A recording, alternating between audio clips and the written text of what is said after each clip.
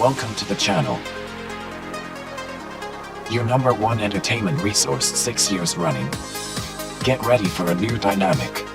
And hold on to your butts, it's going to be a bumpy ride.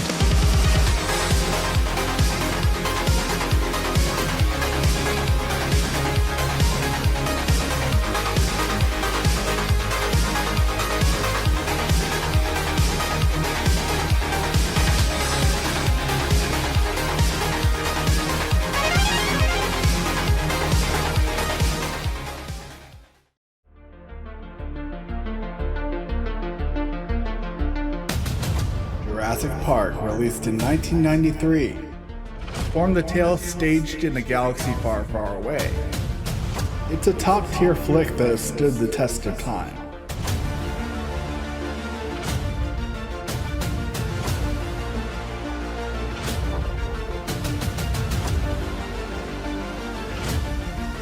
It was brilliant. Brilliant. Brilliant? Brilliant. Brilliant. Brilliant. Brilliant. Brilliant. Brilliant.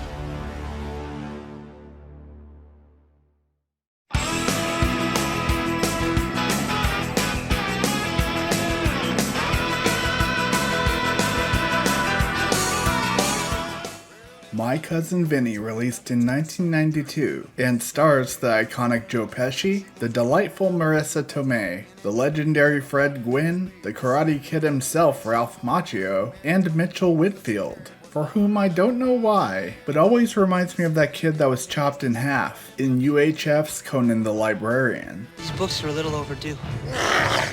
But anyway, My Cousin Vinny is a hilarious courtroom comedy, filled with clever writing, consistently funny running gags, well-defined characters, and a plot that is a great example of how simplicity can make a movie not only great, but stand out amongst others of the same genre. The story starts with a bang, when Bill Gambini, played by Macchio, and Stan Rothenstein, played by Whitfield, get caught up in a terrible, wrong place at the wrong time situation, and are arrested as prime suspects after a murder takes place at a convenience store in Alabama. This mix-up results in another, as an unintentional false confession gets the two New York college students placed behind bars, and are forced to acquire legal counsel. That is when Bill calls his cousin, Vinny Gambini, played by Pesci, a lawyer fresh off being admitted to the bar, to come to their aid.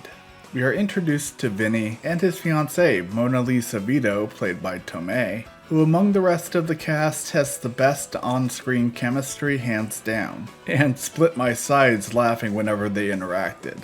It is up to Vinny to defend the two boys in the trial of their lives. Literally, with his back against the wall, as the prosecutor Jim Trotter III, played by Lane Smith, seems to get the upper hand time and time again, while Vinny constantly gets on the bad side of Judge Chamberlain, played by Gwynne. Everything from Vinny's questionable defense record to how he presents in court ruffles Chamberlain's feathers to no end, which doesn't help his case in any way, shape, or form. The film takes its time developing the characters, and more so the relationships between them. It makes everything that much funnier when humor drops, whether it be direct or subtle. A running gag I consider to be one of the top highlights of the movie is how noisy surroundings tend to follow Vinny and Mona from place to place, making sleep nearly impossible. And since I used to sleep next to a neighbor with a chicken coop for several years in California, I can understand the negative impact that would have on one's sanity. This flick has everything I desire in a comedy, but it handles drama and gets the brain running with interesting revelations, adding problem solving and a minor element of mystery to an already stacked feature presentation. The movie is a classic, a staple in the comedy genre, a hell of a well-written story. And My Cousin Vinny is absolutely brilliant. This is your opinion? It's a fact. Thank you for watching this episode of The Brilliance of. Be sure to check out the rest of the playlist that consists of over 30 videos at this point. Hit that like button, subscribe to the channel if you haven't already, and if you can, take a look at my website, cyberdan.space, where I've compiled other content, some of which you don't see on YouTube.